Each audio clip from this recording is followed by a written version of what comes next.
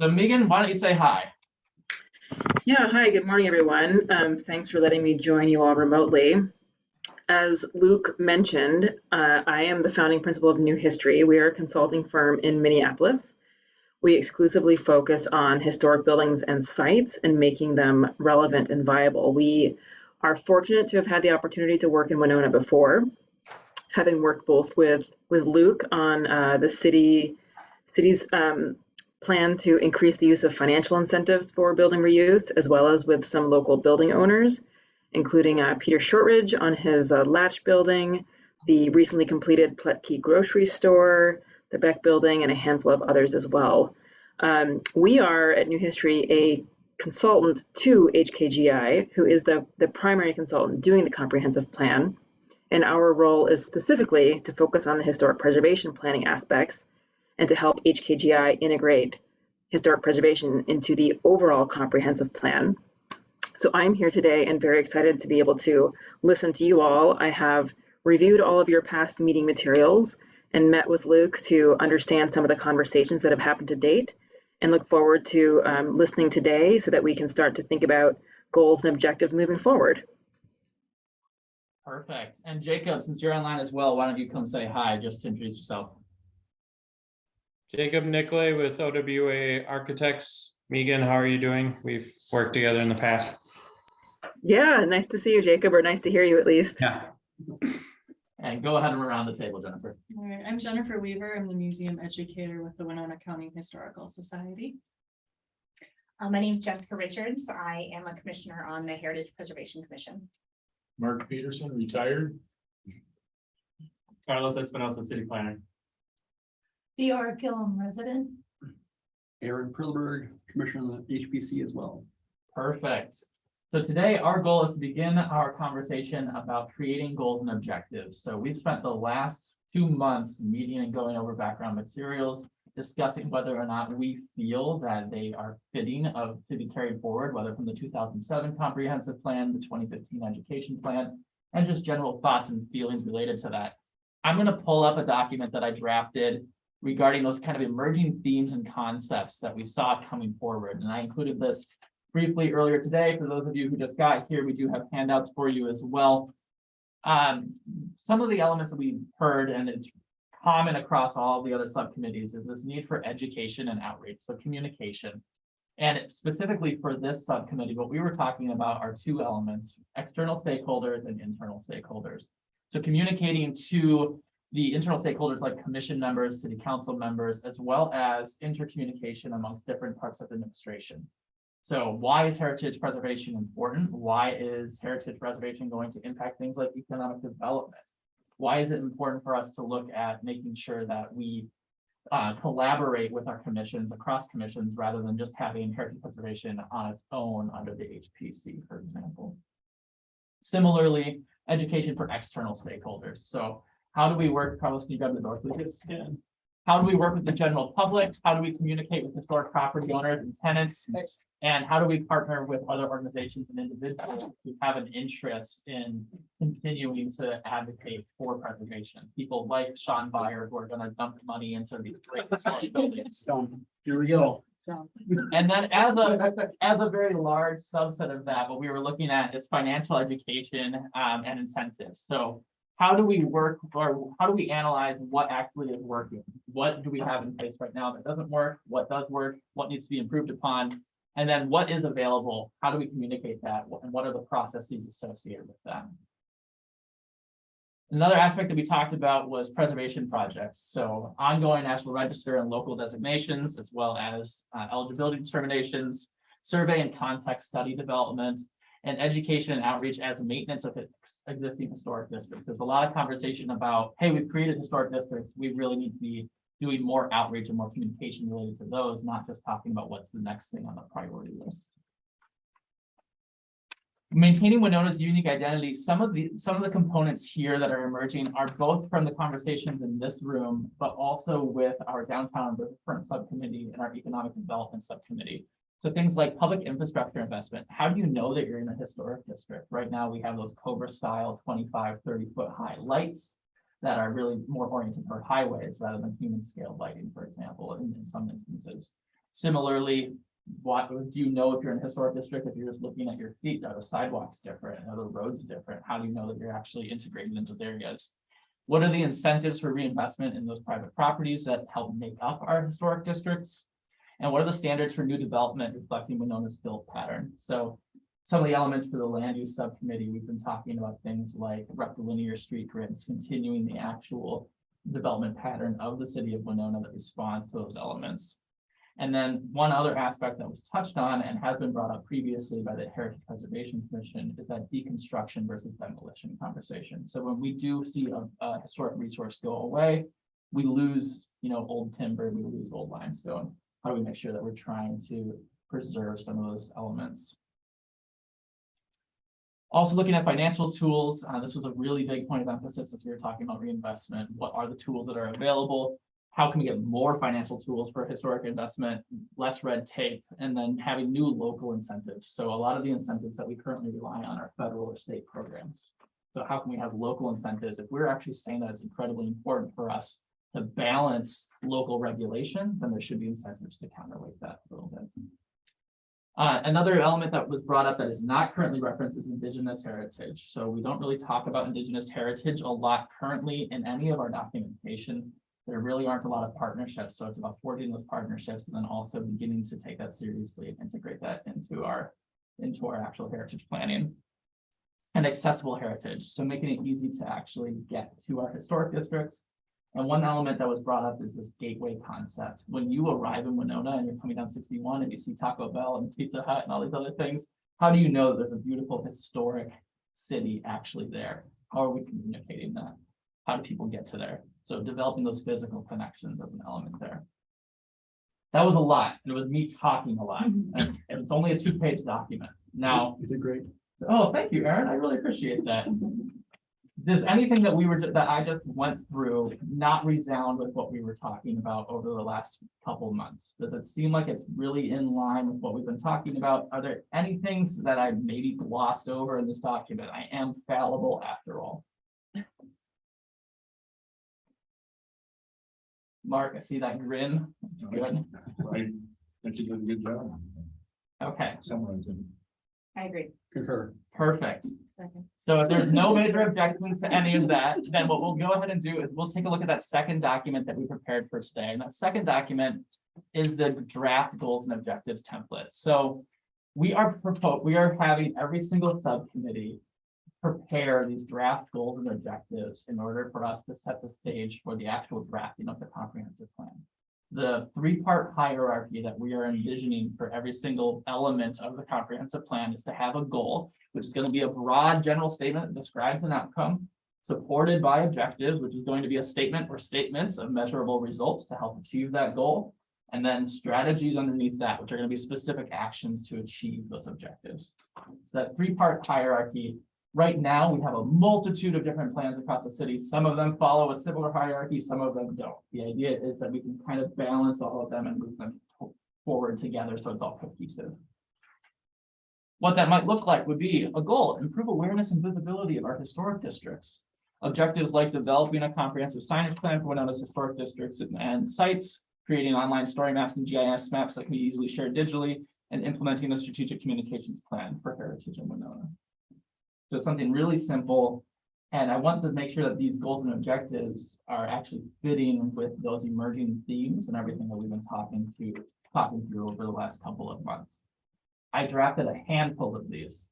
This could be a 20-page section of the overall document, ideally not. I know Carlos's eyes just got really big there, but it could also be a 5-page section. This is our first meeting on this, so anything that we can throw at the wall and see if it sticks and then refine later is perfectly acceptable. With that said, we want to start walking through what I drafted, or do we want to actually have a conversation just about general things? Sean, you're nodding your head. Which way? Go your route. It was 2 choices, Sean. A or B. I have a question. Yes. Before we get started. Is there a goal or a best practice for how many objectives go under? I should have used the word goal. How many objectives fit into each goal category? Like, No. Okay, No, there is not. So for some of these, we might have one goal and one objective underneath there, and it might even just be one strategy. It could really be that concise. Okay. Some of them are going to be more robust, and each section of this plan is different because we have some plans that are really recent for some of these. So like our parks plan is from 2018. So we anticipate even quite literally just reiterating those goals and objectives in the plan and then linking to that plan. Heritage doesn't have a recent plan related to it. So we're creating a little bit with whole cloth. So we have a little bit more flexibility in what we actually put in there. Can you refresh me on the, there's the money set aside for projects that are downtown. How much is in that fund and how readily used is that? Has that money been touched or very rarely has it been touched? Can you fill me in on So that? the money that you're referring to is the downtown revolving loan fund. The downtown revolving loan fund has about $160,000 in it right now. And it's metered out at $20,000 increments. 50% of that can be waived as a heritage project, and then the other 50% is a 0% interest loan.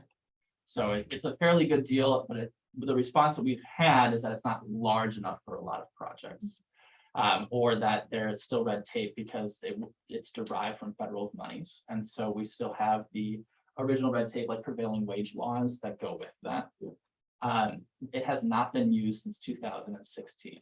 So one of the things that Megan's been helping us with is working on that financial incentives and education plan with recommendations to change that downtown revolving loan fund so it actually gets used. Yeah, Because are we missing out, like, is this money that gets replenished yearly from the federal, or how does this? these are lingering funds from a community development block grant that was made in 1996. Okay, So these have just been sitting and slowly replenished because it's a revolving loan fund. okay, But theoretically, because we'd be willing to forgive a portion of that loan, it should be decreasing if it's being used, but it's not being used.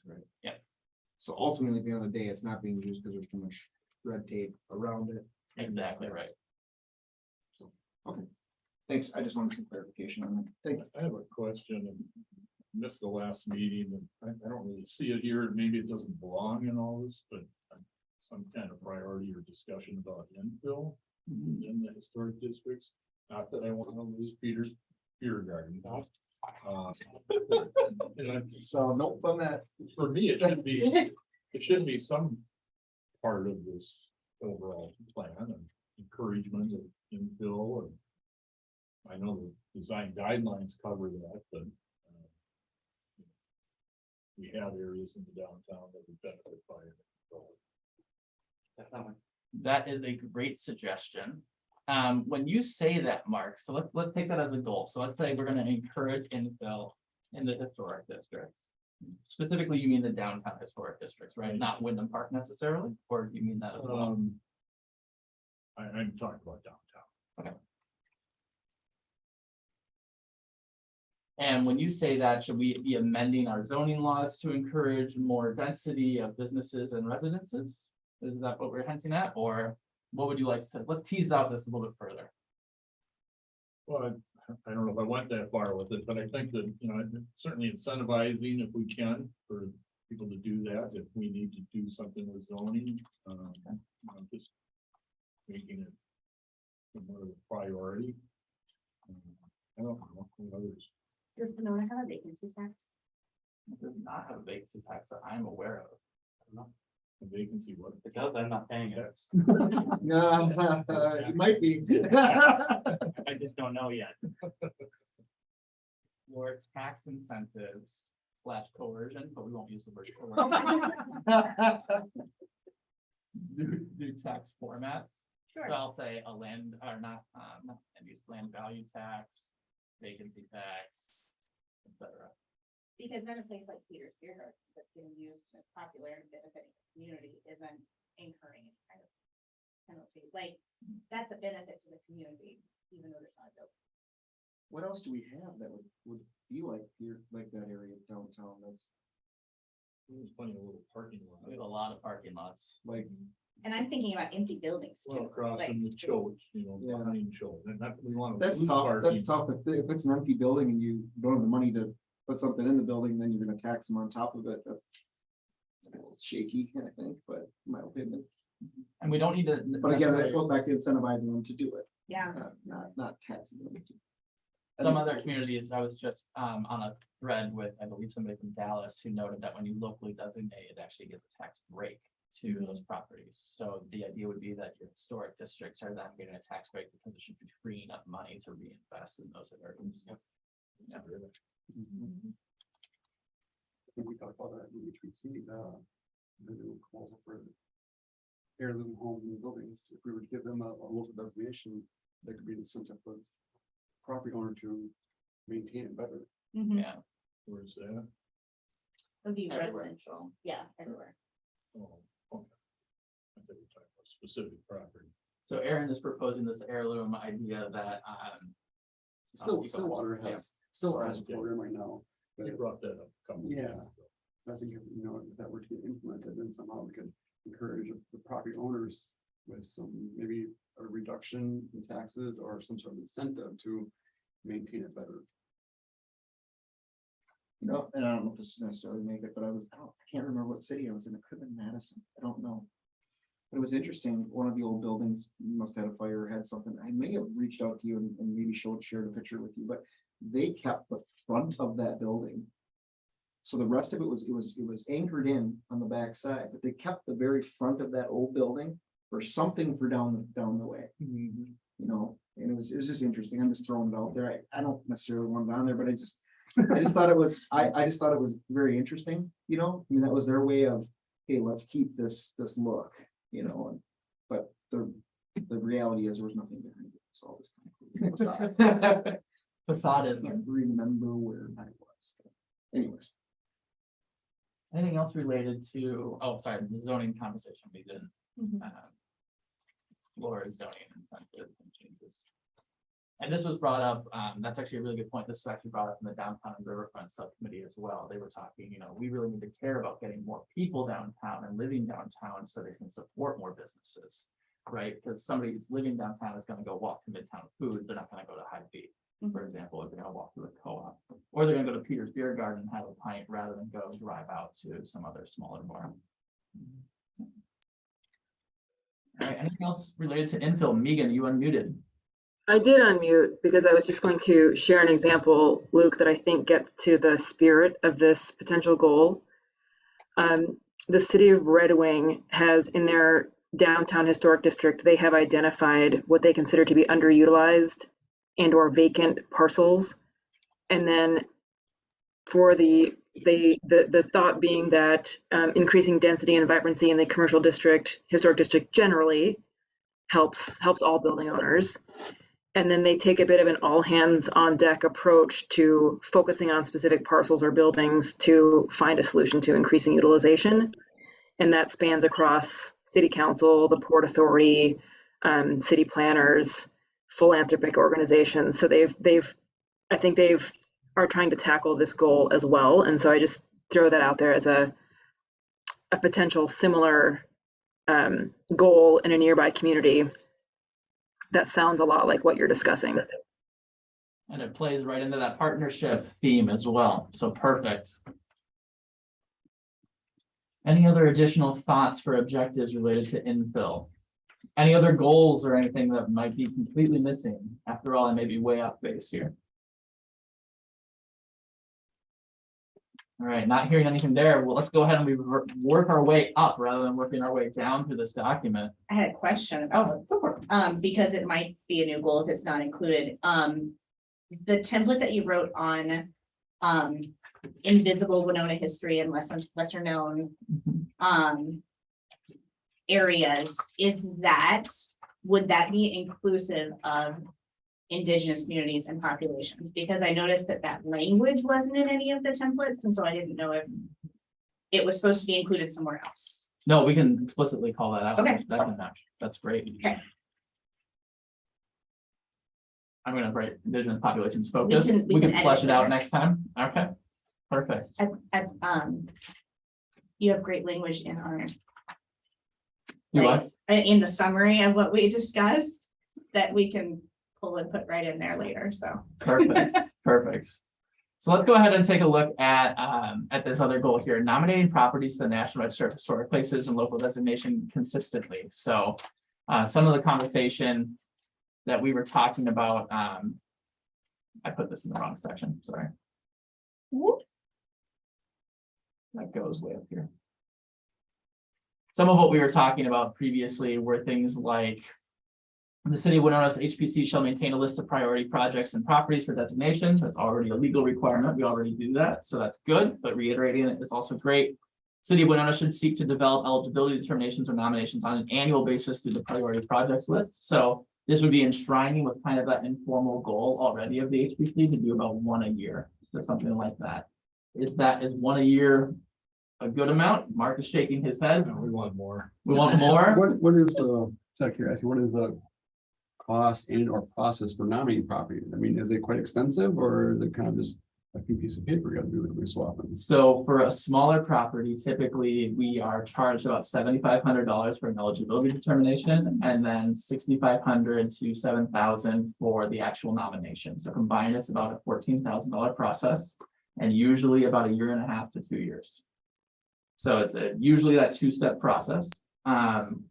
And if we do a larger building, say one that comes up fairly regularly at the HPC is talking about Lord's Hall, for example, that's not going to be just hire one individual consultant to go do that. You're going to need a team like New History to come in and actually write a larger, more robust eligibility determination and nomination for that. So that might be even higher. In that particular case, be a historic district or Yeah, a group of buildings at the same time. right. Does maybe Megan could offer the insight as far as economic value in return for having a historic designation on your property? Is there any value other than just pride and glory, or is there anything else that you can see down the road? So traditionally, historic districts do tend to have higher property values. You could have an argument that we are designating things historically that are actually just more prominent homes and bigger homes, so therefore they're going to have higher property values intrinsically. But I believe, and Megan, you can correct me if I'm wrong here, I believe that they have done analysis controlling for that, and it does actually you do see an increase in value generally of historic districts. And then similarly, you have those tax incentives, you have some grant opportunities. There are some elements that are a little bit better in that regard that you can reinvest into those properties. Megan, anything to add there? I think I would, so yes, I'll just add a couple of comments to yours, Luke, just to augment what you said, and I agree with everything you said.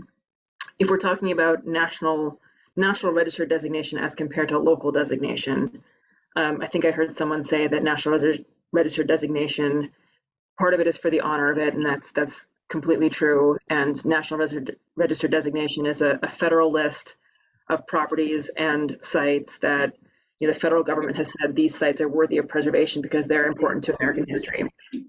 So there is an honor there. In addition to that, it does open up access to financial incentives for improving properties, whether that's at a private level, things like historic tax credits. And I know I didn't realize Sean was in the room, so I didn't say hello to him earlier, but that does open up access to tools like financial incentives as well as grants. There's some federal grants, state grants, things like that. So a lot of times people will use a National Register nomination as sort of the first step in thinking about how to improve a property or renovate a property. That's the National Register side. I don't think we're talking about the local side, and the local designation is typically used more for regulatory purposes. And I'd say, Luke, the data is a little loose around property values with respect to historic districts. I think there's a little bit of a need to go back and update the data, but generally speaking, I think most of the data points to increased property values when it comes to historic districts. There's a lot of noise around that conclusion and debate about how much that conclusion is really valid. But I agree with you that generally speaking, the consensus is that it increases property values overall. That being said, there's a lot of contention around that claim. So, for example, you talked about there's roughly a $14,000 cost when nominating to the National Register. Is that totally on the local government to pay for it, or if it's privately owned, would the privately owned person be responsible for that? we've seen both examples. So for 102 Walnut, for example, we received a donation from the ownership group there to have the city of Winona seek out a consultant to actually process that, not that amendment to the 3rd Street Commercial Historic District. But typically, the city of Winona, the Heritage Preservation Commission picks a project off of its priority list. We choose a grant that we want to go after, so usually a legacy grant from the Minnesota Historical Society or a certified local government grant from the State Historic Preservation Office. And then we apply for that grant, and usually we seek funding that's going to be about 80% of the total project cost. So, for example, the Lake Park Bandshell, which we were just awarded for, we received $4,000 from the state through legacy grant funds, and we are going to be supplementing that with $2,000 of budgeted funds from the city of Winona. Similarly, the Heritage Preservation Commission submitted its grant or its budget proposal for next year, which would be $2,000 in matching funds from the city of Winona and $10,000 from legacy grants to create those residential historic district guidelines. I think more than one, I'm just being greedy. I think one is probably the realistic number. Now's the time to be lofty and greedy. Well, let's say 2. We'll double it. Okay. Twice as great. Yeah. Right. And just to add something there about the question about anyone can nominate a property for the National Register. So the city could be nominating, an individual property owner could be nominating, a neighborhood group could nominate, and then of course anyone can pay for the consulting work or volunteer the consulting work to do the nomination. For private property owners do have to agree to be listed in the National Register. And then, of course, if it's the city or publicly owned property, then frankly, if a public property is nominated, then the public property owner is actually obligated to list they can't object, I should say. So in terms of who can nominate and who can pay for it, the answer is really anyone can. Correct, and that's a really good point because we have some properties that are eligible in the city of Winona that nobody has nominated, like the Waterworks building, for example, that could be nominated aside from the Winona HPC. Could it be one of our education goals to notify owners of those buildings or stakeholders with those buildings that they are eligible and are able to nominate themselves? Sure, absolutely. Let's go ahead and add that to one of these goals, or we can create a new goal. There we go.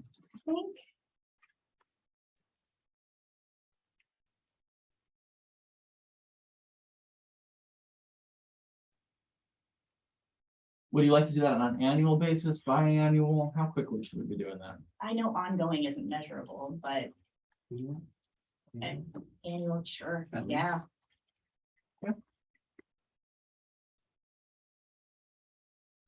We'll say a direct mail objective. How about that? Cool. Direct mail from the city to explain eligibility And maybe and steps for nomination. maybe some public comments of And, why it's doing yeah. it, not to do it. Okay. Something to think about.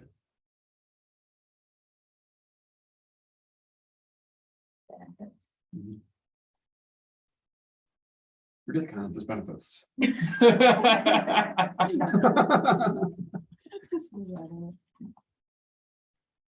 Perfect. I misspelled properties. Forgive my typos, everybody. Great. I'm going to go back up to talk about nominating properties. Number 3 here, we have nominations for local designation should be balanced with local financial incentives. So making sure that we have some local financial incentives so that it isn't just, the regulatory concern. That was a pretty robust conversation we had about 3 or 4 meetings ago. Does anybody feel hesitant about this objective or feel like we should be including something different? No? All right, perfect.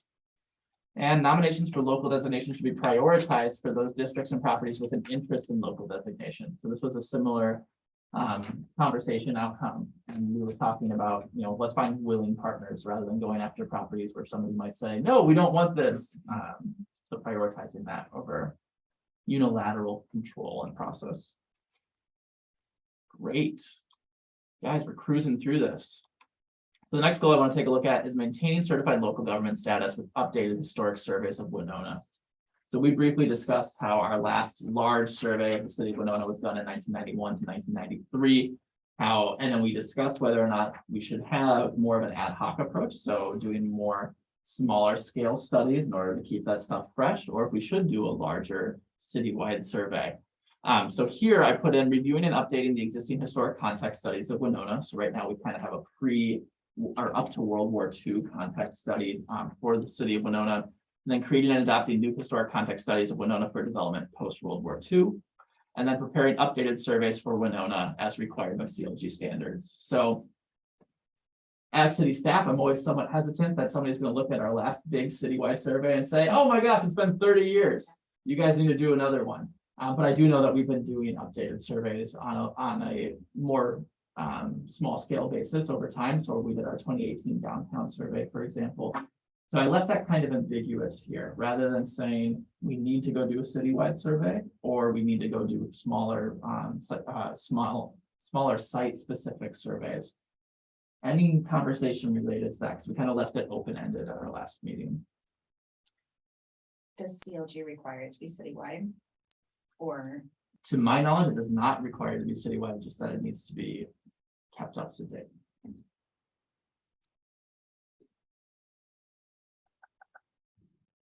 Jennifer, last time you and Carrie came out swinging for doing maybe smaller things and Yeah, focusing on that. I mean, it makes more sense to bite off little bits Mhm. and piece them together if that's more realistic for time and money and all that good stuff. Right? Yeah. well, especially if citywide is cost prohibitive. I think maybe Right, that's right. where, in my memory, that's where the conversation sprang from, is like, we need to do a citywide, but we don't have any money to do it. So it was like, what Yeah, else can we do? right. It's better than doing nothing. Yeah. What's more feasible and realistic versus something that's not gonna happen in reality. Sure. So keep it more ambiguous here so that we can play into that. Great. I'll say one thing that we've seen some other communities doing that have, I mean, you all have a good basis because you already have a survey, and frankly, some communities don't even have that starting point of a survey. So you're like head and shoulders above a lot of other places. But given that the surveys from 30 years ago, one of the things that we see happening in other communities and other cities is the update is specific to mid-century, because when they did the survey 30 years ago, no one was thinking about mid-century as being historic at all. And now that we're in the 2020s, properties through the 1970s are now 50 years old and fall into that category of potentially historic. So we do see some communities doing specific mid-century surveys to tackle that war era, post-World War II era. The other thing we see communities doing is focusing on specific contexts that the stories that in history that may not have been told yet. And I did hear someone mention earlier, like Indigenous communities in Winona. And I apologize, it's been a little while since I read your 1990 comprehensive survey, but there may be aspects of history that weren't as well understood or weren't as well studied at that point in time. And there may be now more scholarship available to fill in some gaps. So if there was a particular community, like someone mentioned Indigenous or other community groups that may not be represented in that history yet, that would be another place that you could fill in some gaps if there was a priority there. The Polish community, immigrant communities, shotgun houses, all of those elements. I added for Indigenous communities in Winona or other underrepresented groups, because there was a lot of head nodding when Megan was talking. Feel Yep. good about that? Yep. Perfect. Anything related to this that we should add before we move on to the next one above? All right. Financial incentives, education, and outreach to historic property owners and tenants. So we've mentioned that this is kind of an underway project. It is something that New History is working on. So underneath this, I have preparing and implementing a financial incentives, education, and outreach plan for historic property owners and tenants. This should be complete by the time we adopt our comprehensive plan. So we give ourselves an easy low-hanging fruit check mark. Yay, us. Developing more locally responsive, context-sensitive financial incentives that can be easily navigated and presented to property owners. So this goes back to Sean's point about how can we use a downtown revolving loan fund that right now isn't workable because nobody's using it. And is it just that downtown revolving loan fund? I left this more ambiguous because that could evolve over time. Maybe we have 2 funds, maybe we have 3, maybe we just have one larger fund with more access, for example.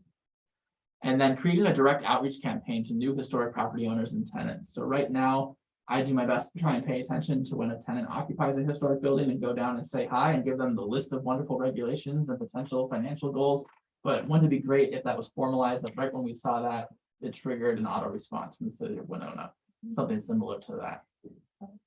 Any other elements related to financial incentives outreach that you'd like to add to this set of objectives or to the goal itself? Can I make a suggestion, Luke? Of course you can, that's why you're here.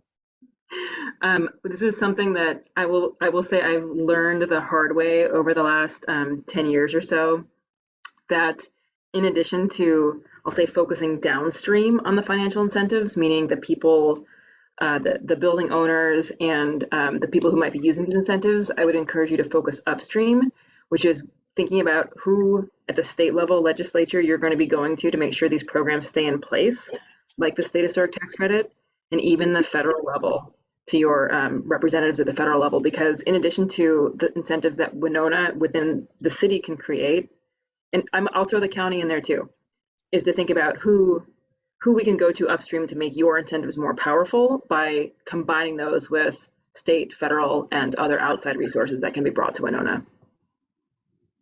That's really powerful because if we have that in our comp plan, it's great. We can bring a resolution to our city council, which then we can forward on to advocacy groups or to directly to our state legislatures. That's great. That would be fantastic. Anything else we're overlooking? Eora, we haven't had a lot out of you yet today. Anything you want to I don't add? ever say very much. Well, I'm calling on you now, just in case. I'm just, the infill idea is lingering, and that's because outside of the downtown historic district, there are places that you could be putting houses perhaps, or some kind of Mhm. dwelling. And I Let's go back didn't to know if that. that was something that was being distinguished. Yeah, no, Mark, you mentioned the downtown districts, but should we expand that to across the city? I know that infill and it's particularly residential choice has been a huge point of conversation for the housing subcommittee and for our other subcommittees as well. My first reaction, I'm not sure it's appropriate for the preservation subcommittee to reach out in non-historic areas of the city and recommend that, but maybe it is. I'm not against it. That's for sure.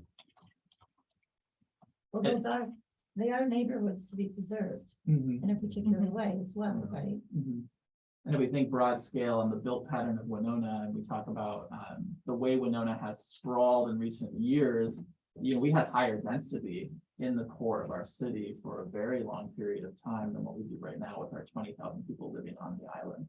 So I might even go back more to the heritage of Winona's built pattern and built environment.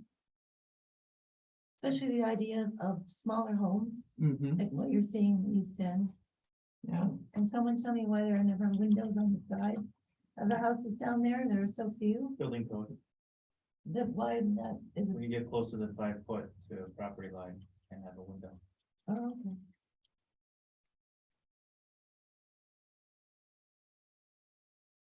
Wow, that was an absolutely abysmal sentence. Wow. Nothing but red underlines, that's all right. Yes, you I apologize, everybody, for that terrible typing. All right. I want to go up to this goal here, creating financial incentives for reinvestment in historic districts and sites for property owners and tenants. So underneath here, we put in limited red tape for financial incentive programs. I think we heard that loud and clear. The less red tape, the better. And developing more local financial incentive programs for local funding and less federal or state oversight. So again, that's tying that downtown revolving loan fund. If we do use federal grants, how do we make sure that it's a little bit easier to use it on the local level?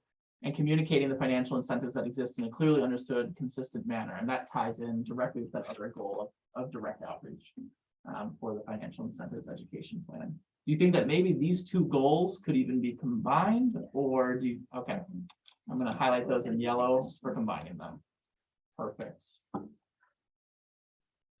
Anybody else feel like they should be combined? Anybody feel strongly they should be separated?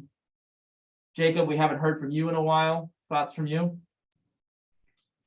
All my thoughts have already been covered by other people. We got a smart group here. That makes perfect Yeah. sense. Yep. All right. And we'll scroll on up to that next one, which is increasing the visibility of lesser known historic district sites and properties. And here's where Jessica was getting to the point of talking about Indigenous populations, and we added that specific element right up here. So working with strategic partners to generate new awareness campaigns on an annual basis. So when we talked about our education plan, there was some emphasis in that education plan about things like going to schools and other things, but there was really more of an emphasis on a general push to partner with other organizations rather than trying to generate a specific curriculum, for example, for implementation. Similarly, developing and implementing a comprehensive communication plan for the heritage of Winona. Right now, it's a pretty ad hoc basis. Oh, we got to push out a press release. Oh, we got to reach out to the press. We have an actual communication plan to follow. There's a huge amount of value there. And again, we see this with our economic development subcommittee, our land use subcommittee, our downtown riverfront subcommittee. Everybody wants communication. That's a huge outcome for the comprehensive plan. Creating and implementing a campaign for the invisible history of Winona to tell the stories of buildings, events, and peoples from the past. So this is something that we often don't really do a lot of partnership on. And I must apologize to our friends at the Historical Society who do a great job of highlighting past history. And even the Winona Daily News does a good job of saying lost history of Winona, but not a whole lot comes out from the city related to that. So I think that there's a real opportunity for partnership related to that. And then to Jessica's point, really focusing on Indigenous populations, really underrepresented. And maybe I'll add here and other underrepresented groups. I think at one point, forgive me, I might be conflating my subcommittees here. We might have even talked about bringing in an organization like Just Deeds to look at deed restrictions and other elements related to that. So why aren't people moving to Winona? If you read some of our past legal work, we are a considerably less diverse community than many other greater Minnesota cities, especially cities with universities, for example. So maybe there is some underlying elements that we've just overlooked over time. Anything that you'd like to add to this goal?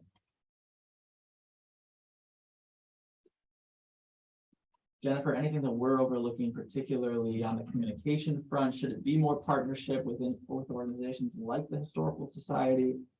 Do you just want to pass that off and say, actually, we should partner with Sean and other private property owners just to tell their individual building stories? I think it could be a combination. I can see, some of the educational aspects that are really specific to like policy and funding and all the financial and codes and all of that we don't know anything about that. But if they want to learn about their historic property, what it maybe used to look like, past owners, obviously we have most of that documented and can help with that research aspect of what Corbel style was on the front of this building at one time. Address those kind of details. But I think we could also partner just with general community education as well. With the signage plan. I know we talked about something specific, like, just kind of like, almost like exhibit panels and interpretive signage downtown, near or within, public spaces of historic buildings. Sure. I'll work on that too. I know the county GIS staff person who started recently is really into making maps of historic places. I think it's a guy. I have not met him. They've been in contact with Perry more, and I can double check with her. But he already has specific properties mapped and printed out this giant thing and wants to work on mapping. That could be a really great educational tool on various fronts. And I know we also talked about, helping coordinate or foster even just historic property owner, both residential and commercial, kind of just a group, a support group, if you will, and just other ways to offer programming, or even it's as simple as a space to meet, even for groups to share frustrations, problems, what worked, what didn't, if that would be of interest. As an educational component, just getting those people together too, if they have an interest in doing that. Perfect. And I'm gonna build on that because we've talked about things, not just a historic property owner support group, which will be great and we'll all drink wine and chocolate and cry a little bit. Yep, very much. But also related to like a shared tool library. Right. We've talked about that. So like, Mhm, you know, I'm not gonna buy scaffolding just for my house, but if we can all share it, for example, mhm, in order to go, I gotta go fix a stained glass window, and it's really high, for example. mhm. So, and this ties into a goal from our transformative projects subcommittee, which was talking about makerspace a little bit. And I know Minnesota State Southeast, for example, used to have almost like a shared tool library access point in Red Wing that they've now closed. Mhm. So could we partner with them? And read those. Yes, and read those. I don't know if this belongs in here or not, but I'm gonna throw it out. The city has a pretty long history of providing some financial support to the historical society. And it's pretty minimal. It's $6 grand a year or something like that. It used to be 18, but you know, from my perspective, it would be nice to see something in here that, I mean, the society provides all kinds of support for preservation and the city and the records and studies, and you know, the city has some of that, but we also have that. A lot of anybody that does national register nominations is using our facilities for writing those nominations often. You know, if there was something in the comp plan that said that the city should continue to provide some financial support for the historical society, it would be helpful to the historical society to point that out at the time they apply for funding every year. Sure. I'm sure Gary would.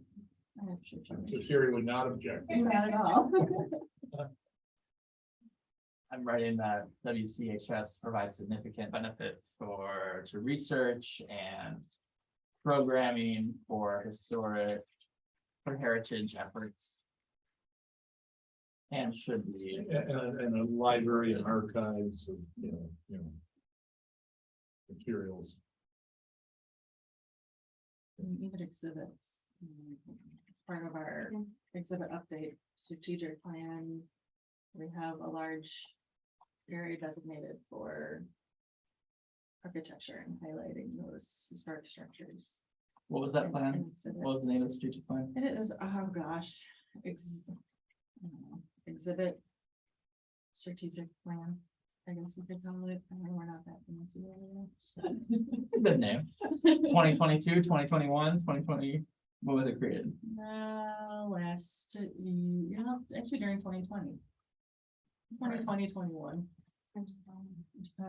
Perfect. Are you saying anything specifically, Luke, about the city providing funding?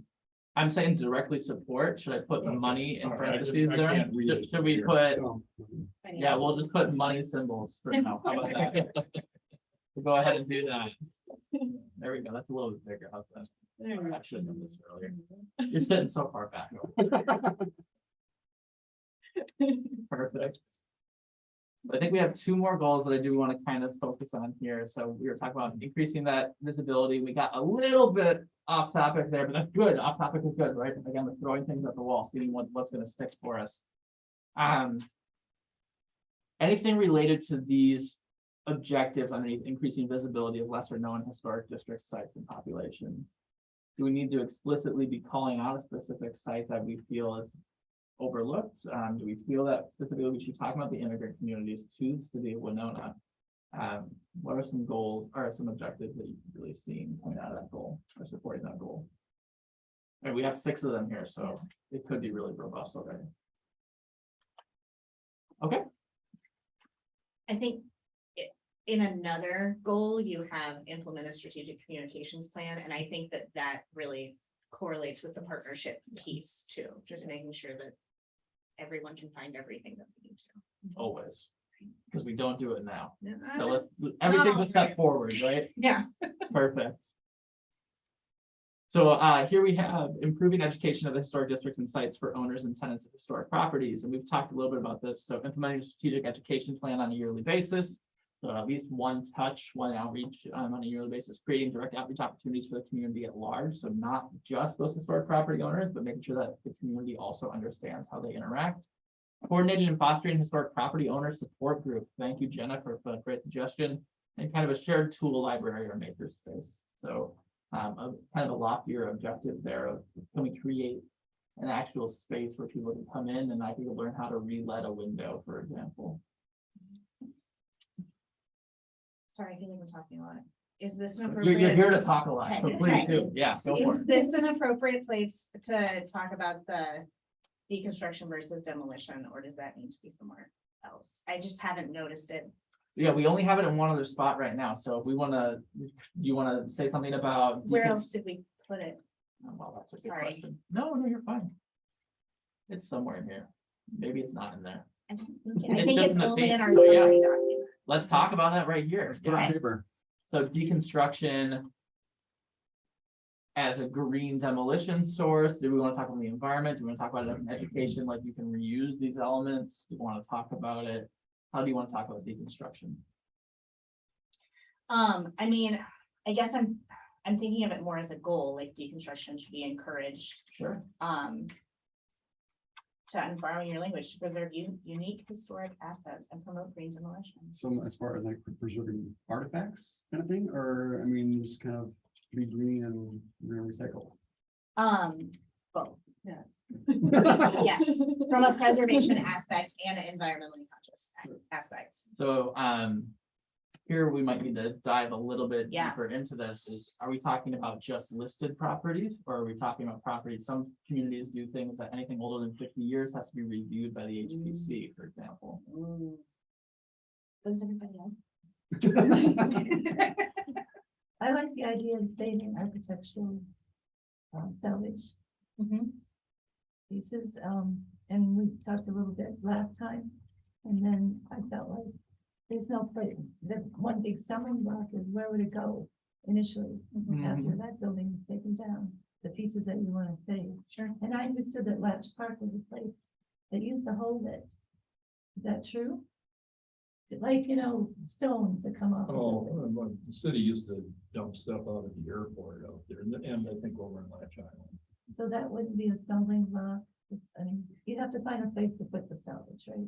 Not the wastewater treatment plant, we've got a mountain of dragon bricks.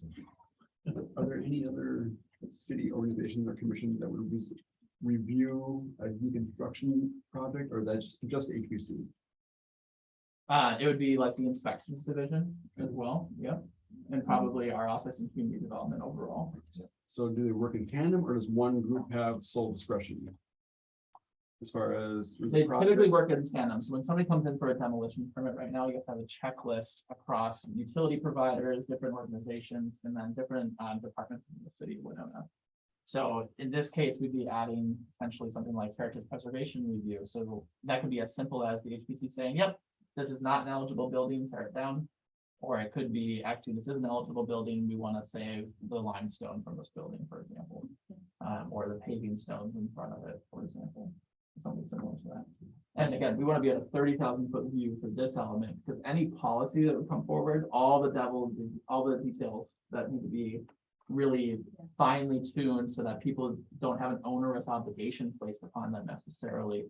That'll happen over the next year, 2 years, 3 years of conversation. Yeah. How do we stop something from happening that happened over where Bob is building in the old auditorium? How do That was we, gonna be my next sentence. how do we stop that? I mean, what's the, I don't know.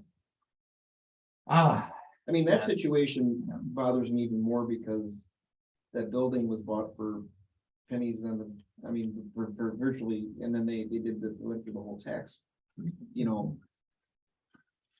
It just, it blows me away that there wasn't some stipulation that they, we're gonna do this, but you need to keep this building at least intact. mhm. And is there, Yeah, we can add that. So demolition by neglect is the phrase right? that's been kind of operating. The HPC really wanted that to be a priority. The city council, rather than considering an ordinance to prevent demolition by neglect, really wanted to focus on financial incentives, which led to the financial incentives education and outreach plan project. But we feel that it's really important for us to try and save these exteriors of buildings in particular, because that building had a lot of mold buildup, but that happened over years and years and years of neglect. then yeah, we can definitely look at adding a goal here, preventing that. Is there any reason why the HBC is not currently involved in conversation for demolition by neglect or any new construction projects? It sounds like it might be a new concept. Am I understanding that correctly? It would be a new concept for Winona. Is there any reason why they haven't been so far, or just kind of not been brought up, or? To my knowledge, there's no reason aside from it just hasn't been brought up. Yeah. There should be 4. Do we want to add an objective on deconstruction for review Yes. by HBC? Yeah. Buildings, I'm gonna say older than 50 years for now. This is a placeholder. We have 2 more meetings for this. And I misspelled van, tough word, 4 letters. For demolition permits. We'll have a conversation about that maybe next time about how we want to flesh that out. Do you know of any other cities that have this demolition by neglect? Is this something that's out there? It is something that other cities have. St. Paul most recently backed away from theirs after they didn't do a lot of public process. But there are other communities that do have demolition by neglect ordinances. I really like the way that Raleigh, North Carolina has theirs integrated into the Unified Development Code for them. So they know that, you have these obligations for maintenance that need to be ongoing. So there are different ways to do it. I think that the way it was proposed to the city council here in Winona was to use it as part of the nuisance ordinance. And I don't think that was necessarily a good fit. And maybe that's one of the reasons why the city council didn't think that it was a good fit for it. I think the Unified Development Code, the zoning code, is really probably a better regulatory document for it. So where it goes is a good question. And again, this goes back to incentivizing these folks, because when you have a brand new building, it's cheaper to keep that. I mean, that it's all brand new. Whereas an older building, you're pointing, you're doing different things, and it's an incentivized piece. Because you're helping them, give them the tools to keep up on it, because they're taking on a challenge with these older buildings. Yeah. That's the reality.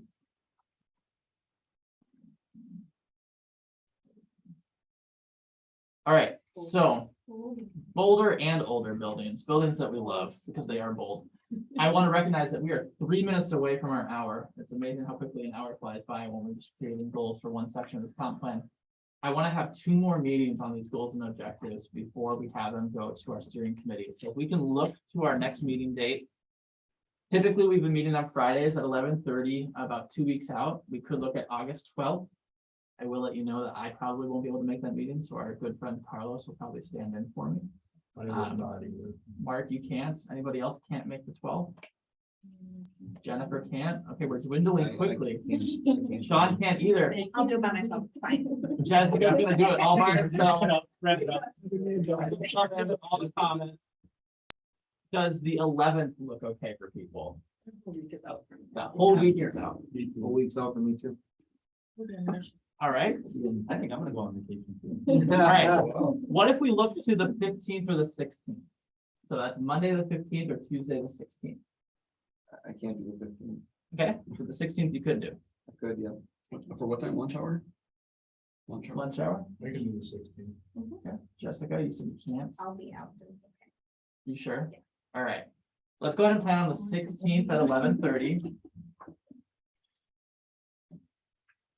And I like that because it gives us another opportunity to do another meeting on the 30th. So we'll add the 30th as well, tentatively. 16th at noon. 11:30. Yep. Got it. All right. Jacob, I did not consult you in that meeting date. Does that sound good to you? I'm fine on the 16th. All right, perfect. We'll go ahead and plan on that. We covered all of them except one potential goal, but that's fine. We're going to revisit these. I'm going to make this document slightly prettier as we do progress. So we'll continue to create more of a finalized document, and we'll get something in front of you for the 16th. Thank you all very much for your time. Megan, thank you for joining us. Thank you, Megan. Hopefully we'll see you on the 16th as well. You won't, because I'm not available, but thank you for having me today. We'll continue to work with you, we promise.